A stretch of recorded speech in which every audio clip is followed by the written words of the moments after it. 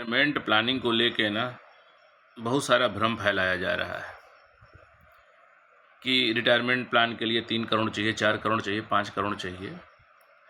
तो 4 करोड़ 5 करोड़ रुपए अगर कोई कर ले रहा है तो बहुत अच्छी बात है, लेकिन अगर कोई नहीं कर पा रहा है तो उसको पैनिक में आने की ज़रूरत नहीं है। नॉर्मल सामान्य ज़िंदगी जीने के लिए ना बहुत ज़्यादा पैसों की ज़रूरत होती भी नहीं है, वो भी ऐसी अवस्था में 60 की अवस्था के बाद। तो कम पैसे में भी हम अच्छी ज़िंदगी जी सकते हैं। लेकिन हो क्या रहा है कि लोग डिमोटिवेट हो जा रहे हैं और सरेंडर कर दे रहे हैं, कोशिश ही नहीं कर रहे हैं कि जो होगा सो देखा जाएगा, और बहुत बड़ी मुसीबत में फंस रहे हैं। तो आज मैं यही बात बताने वाला हूँ कैलकुलेशन के माध्यम से कि कैसे कम पैसे में भी हम रिटायरमेंट प्लान कर सकते हैं। 2 बातें बहुत इम्पॉर्टेंट होती हैं रिटायरमेंट प्लान से पहले। नंबर 1 कि हम अपनी किस एज में रिटायर होना है वो हम निर्धारित करें, और वो निर्धारित होगा इस तरीके से कि रिटायरमेंट की कोई एज नहीं होती है। रिटायरमेंट की एज वो होती है कि जब हमारी जो फिक्स लायबिलिटीज़ हैं वो ना रहें, बच्चों का एजुकेशन हो या घर की ईएमआई वगैरह, इस तरीके की झंझटें नहीं होनी चाहिए। उस टाइम पे हम रिटायर हो सकते हैं और कम पैसे में भी हो सकते हैं। तो मैं ये दिखाता हूँ कि 4-5 करोड़ नहीं, जो लोग कर ले रहे हैं तो वो तो बहुत अच्छी बात है कि बहुत बढ़िया है, लेकिन जो लोग नहीं कर पा रहे हैं उनको भी निराश होने की ज़रूरत नहीं है। ये दिखाऊंगा कि 1 करोड़ रुपए से भी कैसे बहुत अच्छी ज़िंदगी जी सकते हैं। क्योंकि देखिए, हाउस होल्ड जो खर्चे हैं आज की डेट में भी, जो ग्रोसरी का, बिजली का बिल, ये सब चीज़ें मिला उला के सब मिला लेंगे आप तो 40-50 हज़ार से रुपए से अधिक का खर्चा नहीं है। अगर सारी जिम्मेदारियां किसी की पहले से पूरी हो चुकी हैं तो इतने खर्चे में वो काम चला लेगा। साल में कहीं एक आध बार घूमने जाएगा तो 1-आध लाख रुपए उसमें भी मान के चलिए। भाई जितना है उतने में ही काम चलाना पड़ेगा ना, यहाँ पे तो उसकी बात हो रही है। तो मैं ये दिखाऊंगा कि 1 करोड़ रुपए में कैसे ज़िंदगी हम जी सकते हैं। तो सबसे पहले हम स्ट्रेटजी बनाएंगे। तो स्ट्रेटजी हमारी क्या होगी, यहाँ से मैं शुरू करता हूँ, लिखता हूँ।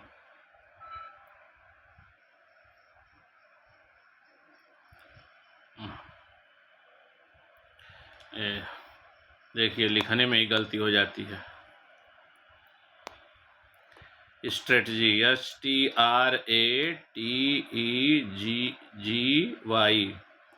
स्ट्रेटजी। तो ये स्ट्रेटजी हमारी बनने वाली है। तो मानते हैं कि शुरू में हमारे पास रुपए हैं 1 करोड़ और एज है हमारी कितनी, 60 ईयर। 60 ईयर से हम शुरू कर रहे हैं, एज्यूम कर रहे हैं। वो कोई भी हो सकती है, सबका अपना हिसाब रिटायर होने का होता है। कोई 55 में हो जाए, कोई 60 में हो जाए। 1 CR। तो सबसे पहले हमें कोशिश ये करनी है कि जब हम पैसे इन्वेस्ट करते हैं तो 1 साल तक हम पैसे ना निकालें। ये टेन्योर है 1 ईयर का। 1 ईयर, नो पेंशन। ये हमें कोशिश करनी है। अगर नहीं हो पाता है तो कोई बात नहीं, कोशिश करनी है कि ना निकालना पड़े। हम ये मान के चल रहे हैं कि हमारा जो रेट ऑफ इंटरेस्ट होगा वो 10%। रेट ऑफ इंटरेस्ट तो कहना ठीक नहीं होगा, रिटर्न, रेट ऑफ जो रिटर्न होगा वो 10% का होगा। तो अब 1 साल के बाद जो हमारा कार्पस हो जाएगा ये 1.10 CR हो जाएगा। उस समय हमारी एज कितनी हो जाएगी, 61 ईयर। 61 ईयर की एज में हमारे पास कार्पस हो गया ये। अब यहाँ से हम पेंशन लेना शुरू करेंगे। ये टेन्योर है, जो ये वाला तीर हमने बनाया है, ये टेन्योर है 5 साल का। 5 ईयर्स तक हम एक बराबर ही पेंशन लेंगे। भले ही हमारा कार्पस 1 से बढ़ के 1 10 हो गया है, लेकिन हम इसको 1 करोड़ ही मानेंगे। 10 लाख रुपया जो है वो कुशन का काम करेगा, कभी ऊपर नीचे कुछ होता है तो।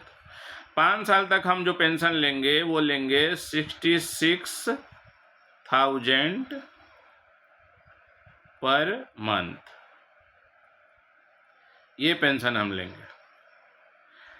अब यहाँ पे जब हम पेंशन लेने के बाद, ये हमने पेंशन ले ली, तो ये 1.10 करोड़ जो है वो कितना बचेगा, ये बन जाएगा 1.26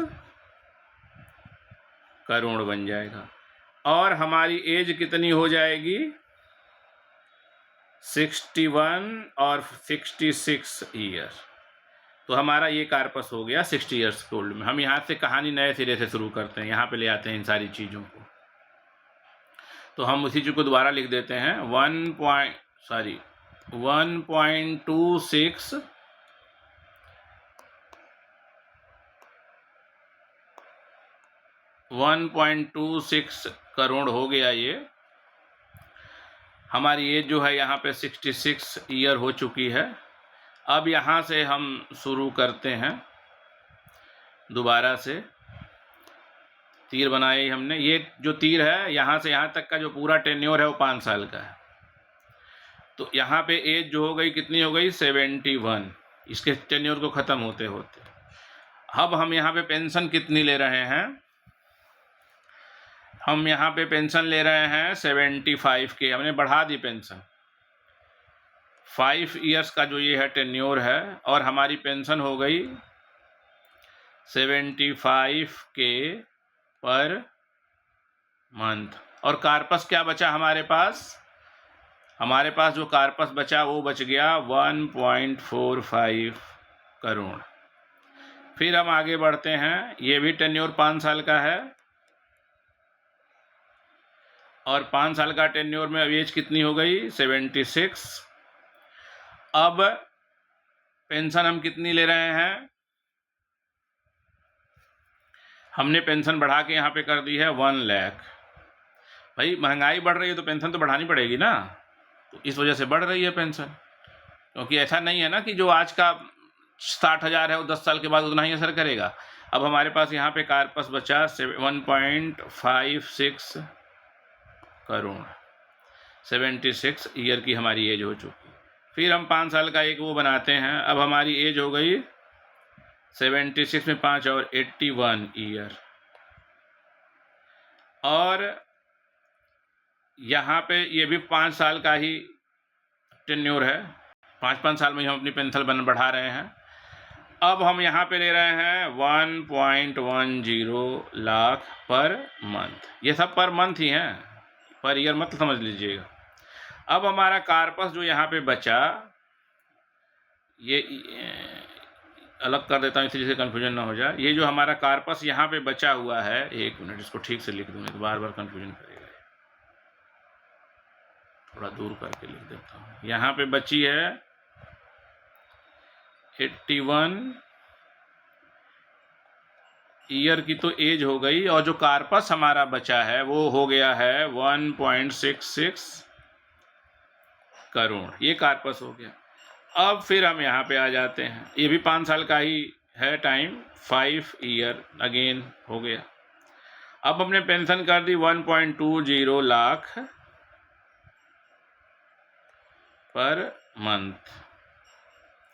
अब ये करने के बाद हमारी एज यहाँ पे आ गई, यानी कि 81 से लेके यहाँ पे हमारी एज हो जाएगी कितनी? 81 के बाद 5 86, यानी कि 81 से 86 के बीच में हम 1,20,000 रुपया ले रहे हैं, जो हमने 66,000 से शुरू किया था। 66,000 से शुरू किया था, 1.20 लाख पर मंथ तक पहुँच गया है। यहाँ पे जो हमारा कार्पस बच गया, ये बच गया है कितना? 1.74 करोड़। तो ये बेसिक कैलकुलेशन है। तो हम ये एज्यूम कर रहे हैं, क्या एज्यूम कर रहे हैं? कि जो हमारी रिटर्न होगी वो 10% होगी कंपाउंडेड, और शुरुआत में हम 8% से शुरू कर देंगे, उसको फिर हम बढ़ाते चले जाएंगे। अब ये रिटर्न ज़्यादा भी हो सकती है, थोड़ी कम भी हो सकती है, तो उसी हिसाब से कार्पस भी बढ़ सकता है या घट सकता है। तो दोनों बातें हो सकती हैं। लेकिन ये मोटा समझाने के लिए एक आइडिया है कि अगर 1 करोड़ का भी कार्पस हमने इकट्ठा कर लिया तो भी ज़िंदगी आराम से निकल सकती है। एक फाइनेंशियल डिसीजन अगर गलत हो जाता है तो बहुत बड़े मुसीबत में डाल सकता है। जैसे बहुत लोगों के साथ क्या होता है कि वो लोग रिटायरमेंट के टाइम पे ही उनका प्लान ये होता है कि कोई मकान खरीद लें। 1 करोड़ रुपया है तो मकान खरीद के इससे रेंटल इनकम से अपना गुजारा करेंगे। तो होगा क्या, देखिए सब, मैं किसी चीज़ की आलोचना नहीं कर रहा कि ठीक है वो चीज़, लेकिन आपकी रिक्वायरमेंट क्या है? आपको लिक्विडिटी उस समय ज़्यादा चाहिए, पैसे ज़्यादा चाहिए। 1 करोड़ का दिल्ली एनसीआर की अगर हम बात करें तो 2 बीएचके ही मिल पाएगा बड़े मुश्किल से, और उसका रेंटल क्या आएगा 20,000 25,000, वो भी हर साल वो किराएदार कभी मिलेगा, कभी नहीं मिलेगा, कभी खाली रहेगा, दुनिया भर के उसमें झंझटें आती रहती हैं। तो उतने में तो गुजारा नहीं हो पाएगा, भले ही वो इन्वेस्टमेंट आपके बच्चों को बहुत प्रॉफिटेबल हो जाए, मैं उसकी बात नहीं कर रहा, लेकिन आपकी तो ज़िंदगी चली जाएगी। तो इसलिए फाइनेंशियल डिसीजन जो है ना सही होने चाहिए। बहुत लोग ऐसे हैं ना कि बहुत ज़्यादा एसेट रखने के बाद भी परेशान रहते हैं, पैसे के लिए मोहताज हो जाते हैं। तो एज के हिसाब से, ये सब चीज़ों के हिसाब से अगर सही डिसीजन नहीं होगा तो फिर कैश फ्लो में दिक्कत आ जाती है, वो बहुत इम्पॉर्टेंट है। तो आप लोगों में से बहुत से लोगों को ऐसा होगा ना कि ये लगेगा कि ठीक है, ये मेरे लिए तो ये ठीक नहीं है कि मेरे पास तो बहुत से पैसे हैं, लेकिन मेरे फलाने दोस्त के लिए है, वो थोड़ा-सा डिमोटिवेटेड चल रहा है, तो उनको मेरा ये वाला वीडियो ना उसको शेयर कीजिए, शेयर ज़रूर कर दीजिएगा। और मेरा नंबर है 9999 40 35 92। ये आपके लिए नहीं है, आपको तो पता ही है मेरा नंबर, ये उसके लिए है जिसको आप शेयर कर रहे हैं। नाम तो मेरा पता ही है, अनादि दुबे। ध्यान रखिएगा, शेयर वेयर कर दीजिए, धंधा मंदा चल रहा है ना आजकल।